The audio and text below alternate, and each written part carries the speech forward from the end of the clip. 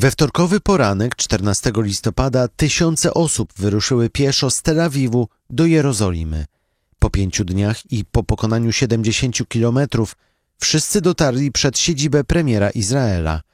Tam do maszerujących dołączyli kolejni i w sumie w największej manifestacji od rozpoczęcia wojny z Hamasem wzięło udział 30 000 osób. Marsz zorganizowały rodziny porwanych przez Hamas Izraelczyków. Gigantyczna demonstracja miała zmusić władze Izraela do skutecznego uwolnienia zakładników. Po niecałym tygodniu można mówić o częściowym sukcesie. To jest podcast Świat. Zaprasza Wojciech Cegielski, korespondent zagraniczny Polskiego Radia.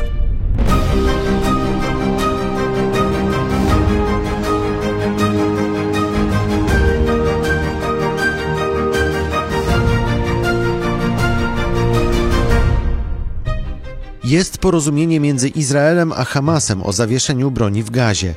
Na podstawie umowy wolność ma odzyskać 50 izraelskich kobiet i dzieci spośród 240 osób, które od 1,5 miesiąca są w niewoli Hamasu w Gazie. W zamian izraelskie wojska mają na 4 dni wstrzymać bombardowania Gazy, a z izraelskich więzień ma zostać wypuszczonych 150 palestyńskich kobiet i dzieci. Ale to dopiero początek uwalniania izraelskich zakładników Hamasu. Posłuchaj tego odcinka do końca, a dowiesz się, kiedy porwani wrócą do domów i dlaczego operacja ich uwalniania jest jeszcze bardziej skomplikowana i delikatna, niż może się wydawać. Jest czwartek, 23 listopada 2023 roku. Wojciech Cegielski, zapraszam.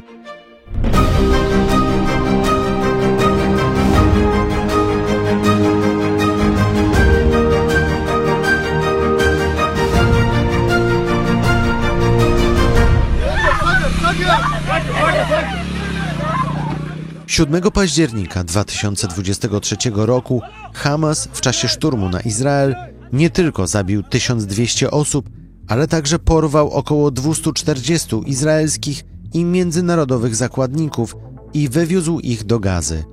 Wśród nich były osoby starsze, małżeństwa, rodziny z dziećmi, dzieci bez rodziców, a także studenci, nastolatkowie czy osoby szanowane w izraelskim środowisku, jak choćby Alex Dancyk, historyk i badacz Holokaustu, Izraelczyk z polskim paszportem. Poza nielicznymi przypadkami nikt do dzisiaj nie wie, gdzie dokładnie znajdują się porwani. Przypuszcza się, że spora ich część trzymana jest przez Hamas lub islamski dżihad w podziemnych tunelach. Nie wiadomo też, ilu spośród zakładników żyje. Kilka dni po porwaniu głośno było o przypadku Shani Luk, młodej dziewczyny porwanej z festiwalu muzycznego na pustyni Negev, której ciało było pokazowo obwożone po Gazie, a już po rozpoczęciu inwazji lądowej izraelscy żołnierze znaleźli ciała 2 kobiet w szpitalu Al-Shifa.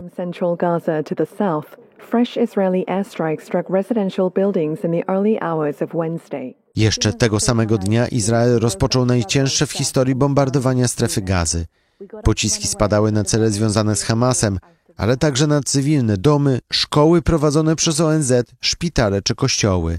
W chwili, gdy nagrywam ten odcinek, strona palestyńska mówi o ponad 14 000 zabitych w Gazie. 1/3 z nich to dzieci. Izraelski premier Benjamin Netanyahu, odpowiadając na pytania o tysiące zabitych cywilów w Gazie, wielokrotnie mówił, że nie ma mowy o żadnym zawieszeniu broni, póki Hamas nie wypuści wszystkich zakładników.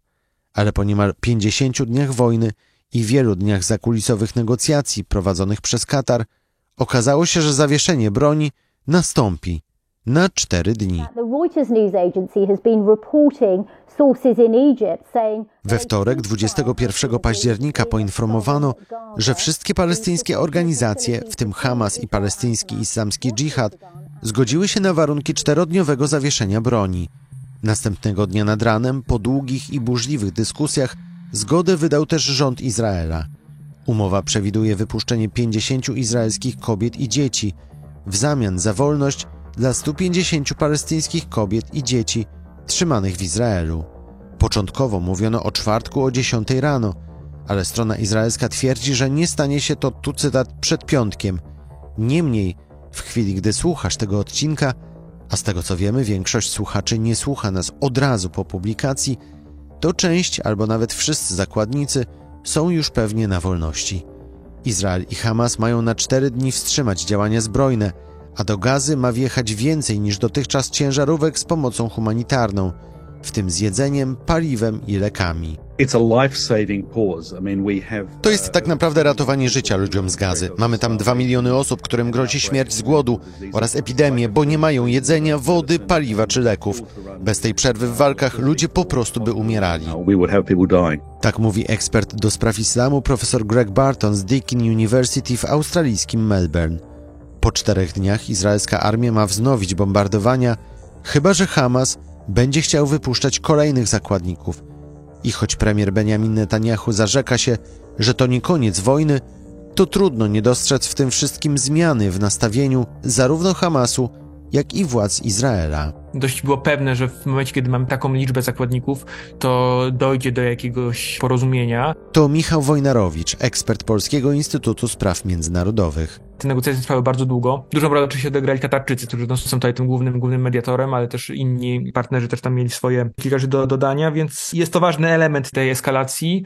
Pytanie właśnie, jak ta umowa zostanie wdrożona w życie, jak strony będą przestrzegać jej postanowień, no i tak naprawdę jak długo ona wyznaczy pewną dynamikę tego konfliktu. Co mogło być takim elementem przełomowym, jeśli chodzi zarówno o Hamas, jak i przede wszystkim o stronę izraelską, że się koniec końców zgodzili? Myślę, że kluczowy był tak naprawdę upływ czasu. Ta presja czasu i też presja miksu nacisków zewnętrznych i wewnętrznych, bo mamy rosnącą liczbę ofiar cywilnych w strefie Gazy, coraz tam bardziej krytyczną sytuację humanitarną.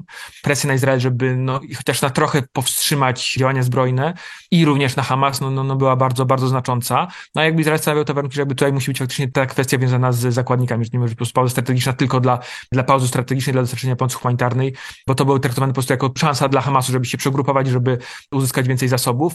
Presja jednak, że od strony rodzin porwanych, tak, w samym Izraelu, tak, że należy robić wszystko, żeby ich uwolnić. Kto na tym zyskał, a kto na tym stracił? Hamas czy Izrael? Zyskuje Hamas, tak? Może teraz jasno politycznie wskazać, że jego działania doprowadziły do uwolnienia palestyńskich więźniów. Ma czas na przegrupowanie. Elementem dealu jest m.in.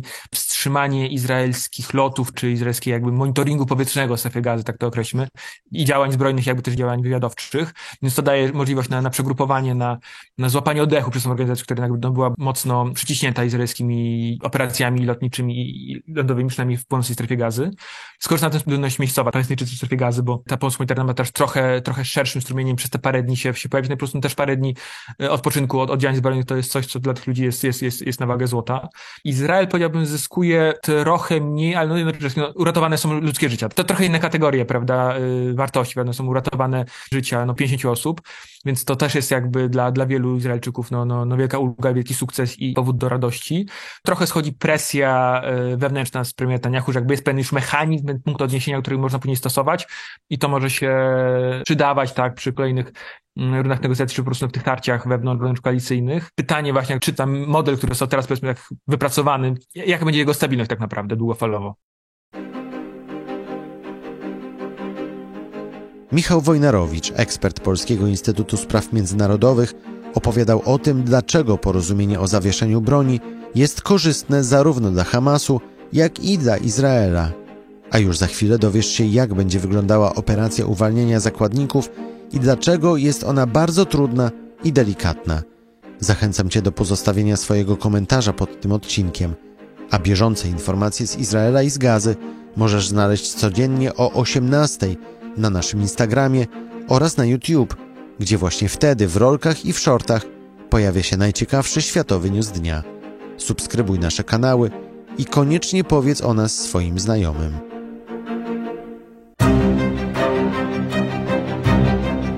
To jest podcast Świat.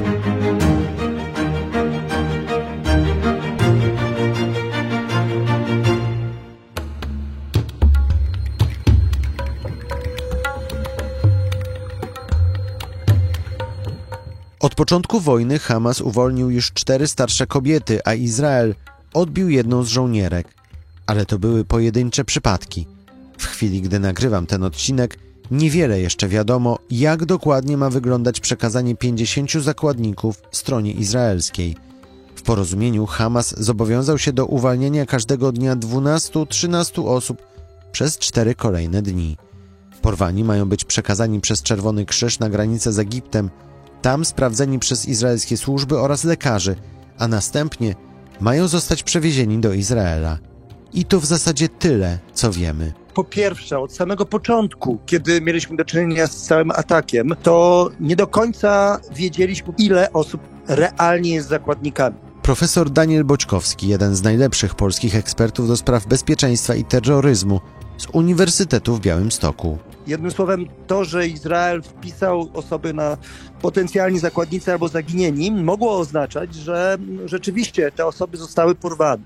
Ale z informacji, które krążyły wówczas na różnych tam portalach, wiemy, że z jednej strony rzeczywiście Hamas wszedł po to, by porwać jak najwięcej osób, w tym żołnierzy, i wymienić, bo takie było pierwotne założenie, wymienić to na wszystkich potencjalnych więźniów w Izraelu. Rzeczywiście, gdyby ta akcja się tak potoczyła, to Hamas by dużo zyskał.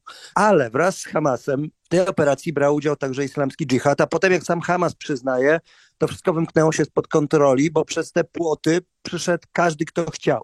Jednym słowem, zapewne część tych osób Hamas porwał osobiście jako zakładników. Część tych osób mógł także zatrzymać sobie islamski palestyński dżihad. Część tych osób także mogła trafić w jakieś inne ręce. Nie wiemy, ilu zginęło od razu.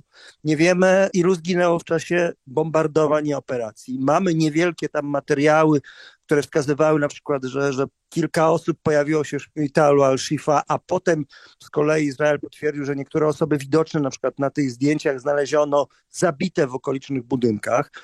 Więc rzeczywiście nawet nie wiemy, ile tych osób jest w rękach bezpośrednio Hamasu, a przynajmniej tych sił Hamasu, nad którymi jest teraz kontrola i które mogą tych zakładników wydać. Więc jeśli mówimy o tej 50 mniej więcej, no to zakładamy, że to jest ta część, którą Hamas dysponuje w tym momencie na tyle, żeby ją przekazać, i rzeczywiście jest to ta waluta przetargowa. Ale też nie wiemy tak naprawdę, czy bardziej w przypadku Izraela jest to kwestia samej wymiany więźniów za więźniów, czy też także tego, że Hamasowi na przykład zależy na zawieszeniu broni. Bo nie łudźmy się, być może ważniejsze jest w tym momencie przegrupowanie sił, przygotowanie potencjalnych pułapek, miejsc, ewakuacja części osób z obszarów, na których nie mają szans się bronić, bo jednak Izrael bardzo bezwzględnie tą całą infrastrukturę niszczy. No a Netanyahu nie ma innego wyjścia, no bo właśnie parę dni temu miał do czynienia z marszami rodzin, które cały czas pytają się, czy Izrael zamierzał poświęcić wszystkich zakładników, czego wcześniej nigdy nie robiono. Pamiętajmy, jakie były zasady armii izraelskiej i państwa Izrael, jeżeli chodzi nawet o ciała poległych, które znalazły się w rękach Hamasu. Wydawać by się mogło, że sama operacja przekazania będzie bardzo prosta. Dwie strony się spotykają, jest też Czerwony Krzyż i wszyscy podają sobie ręce i jest sprawa rozwiązana. Ale wcale to może tak nie wyglądać, biorąc pod uwagę, że Hamas choćby będzie bał się, żeby nie namierzono ich kolejnych kryjówek czy też centrów dowodzenia. Oczywiście, no to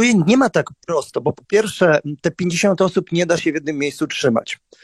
Nie teraz i nie w tej infrastrukturze, która jest, chyba że gdzieś w jakichś tych przestrzeniach tuneli podziemnych, gdzie na upartego można by tych ludzi zapędzić, ale widać wyraźnie, że Hamas nie ufa Izraelowi. Obstawiam, że Izrael także nie do końca ufa Hamasowi, stąd podział na to, że po kilkanaście mniej więcej osób ma być każdego dnia wydawanych, czyli prawdopodobnie Hamas będzie z różnych tam miejsc dowoził te osoby, aby właśnie nie dopuścić do namierzenia ich kryjówek, a Izrael prawdopodobnie będzie w ten sposób właśnie wymieniał, aby każdego dnia był powód do utrzymania tego zawieszenia broni. To jest trudne, bo tak naprawdę też nie wiemy, jak wynegocjowano to. Czy rzeczywiście jakiekolwiek siły Czerwonego Krzyża tam są, które mogłyby działać, czy też będą to kwestie jakichś innych osób, które zostaną wyznaczone. Pamiętajmy, że to nie były rozmowy bezpośrednio Hamas-Izrael, Tutaj bardzo duża rola była jednak negocjatorów, między innymi z Kataru, plus pewnie jakichś osób, o których nie wiemy i nie zostaną ujawnione. Więc tym razem operacja wymiany jest niezwykle skomplikowana logistycznie i obarczona bardzo dużym ryzykiem także dalszej eskalacji. No tu jest bardzo dużo niewiadomych.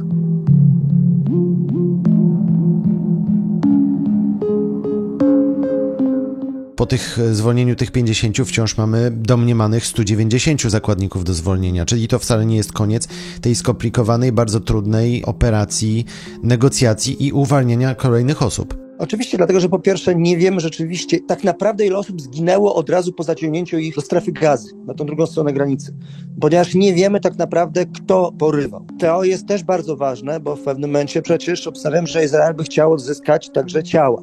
Jeżeli ci ludzie przebywali na obszarach, których bombardowano, no to prawdopodobnie będzie bardzo trudno uzyskać ciała, jeśli nawet będzie możliwa jakakolwiek identyfikacja. Jeśli do porwań dołączył się islamski palestyński dżihad, to nie wiemy, czy Hamas ma też przełożenie na nich i czy oni też w tym momencie przekażą te osoby.